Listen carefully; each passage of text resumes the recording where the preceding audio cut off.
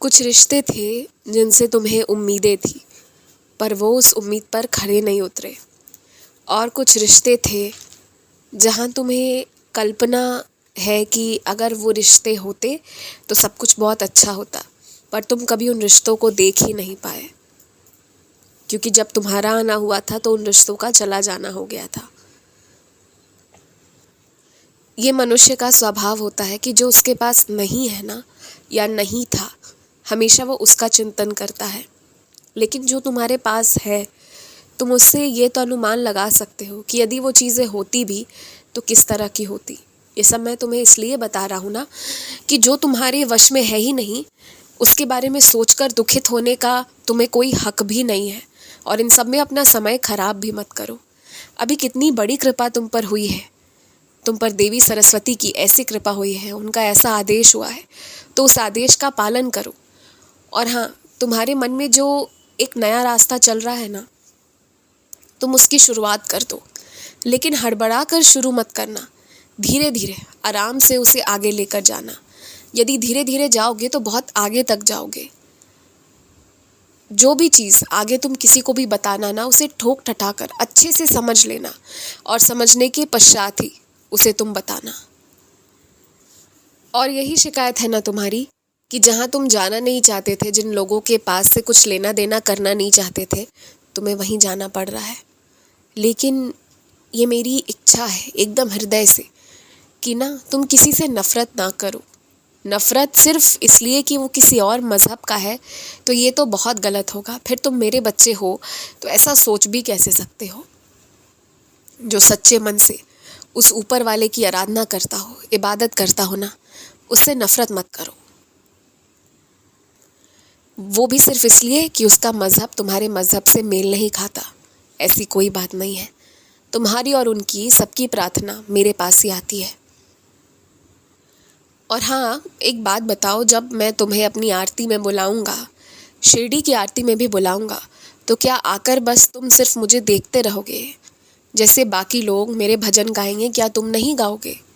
मैं चाहता हूँ कि तुम मेरे भजन को कहीं से देख देख कर, पढ़ पढ़ कर गाने की बजाय उसे पूरी तरह से याद कर लो। एकदम हृदय से याद रहे वो, कि वो जहाँ से भी शुरू हो ना, तुम उसे वहाँ से गा पाओ। इस तरह से उसे पूरी तरह कंठस्थ कर लो। क्योंकि जब तुम ये कर लोगे ना, तो मैं तुम्हें कई मौके दूंगा ऐसे, जहाँ तुम मेरी आरती गा पाओगे, और साथ ही साथ कहीं कहीं तो तुम ही वो इंसान रहोगे जो मेरी आरती गाकर उस दिन की पूजा को समापन करोगे। और मेरे कुछ बच्चे जो ये सोचते हैं कि वो संगीत के माध्यम से मेरी सेवा करें, तो मुझे बहुत प्रसन्नता होगी यदि वो इस काम में आगे बढ़ेंगे। तो बहुत बड़ी झुंड की तुम सोचो मत। शुरुआत कम ही लोगों से होती है, पर थोड़ा थोड़ा करके भजन संध्या शुरू तो करो। और सबसे पहले मेरे कुछ भजन, उन्हें तैयार कर लो, मेरी चालीसा तैयार कर लो। कैसे गाओगे, कौन गाएगा, कौन बजाएगा, ये सब सोच लो, ये सब निश्चित कर लो और शुरुआत करो।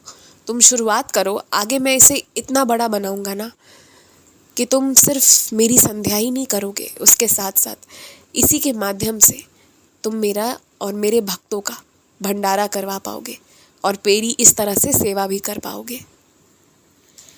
कुछ लोग यदि तुम्हारे उपवास के दौरान कुछ ऐसा करे जिससे वो तुम्हें प्रसन्न करने की कोशिश करे, तो जहाँ ज़रूरत है वहाँ आशीर्वाद भी दो, और जहाँ गलत किया है उसकी शिकायतें तो तुम करते आ रहे हो और करोगे भी, करना भी चाहिए। लेकिन जैसे शिकायत करना ज़रूरी है ना, ठीक उसी तरह जहाँ अच्छा किया जा रहा हो वहाँ अच्छा कहना, आशीर्वाद देना भी उतना ही ज़रूरी है।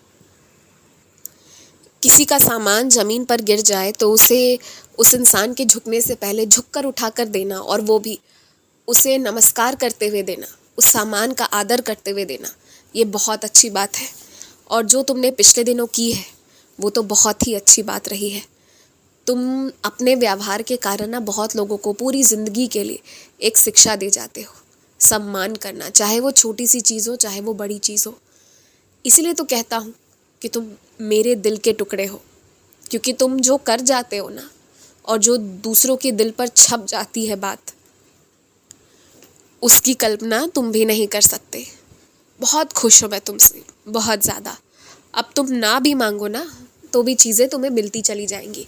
बस इंतज़ार करना, एक एक करके सब कुछ मिलेगा। ऐसा नहीं है कि इंतज़ार के वक्त मैं खाली बिठाऊंगा। तुमने आज से और आज से 10 साल पहले भी मुझसे जो जो मांगा था ना, सब मिलते जाएगा एक एक करके। एक साथ सब दूंगा तो समेटना मुश्किल होगा, तो एक एक करके दिए जा रहा हूँ। जो जो देते जा रहा हूँ उसे लेते जाओ और उसके लिए मुस्कुराते जाओ। बहुत खुश रहो। बहुत लंबी आयु है तुम्हारी अभी।